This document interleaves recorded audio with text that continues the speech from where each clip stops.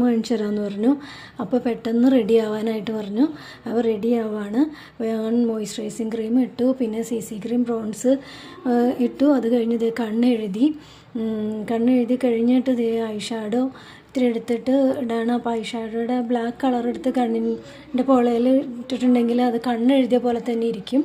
അപ്പോൾ പിന്നെ ഒന്ന് ഒരുങ്ങി തന്നെ പോകാമെന്ന് വിചാരിച്ചു. അപ്പോൾ മസ്കാര ഇട്ടു, അതേ പൊട്ട് കുത്തി എല്ലാം കഴിഞ്ഞ് മുടി കെട്ടണത് കാണിച്ചു തരണില്ല കേട്ടോ. കാരണം മുടി കെട്ടാനായിട്ട് എനിക്ക് ഭയങ്കര പാടാണ്. മുടി കെട്ടിയാലും ശരിയാവില്ല.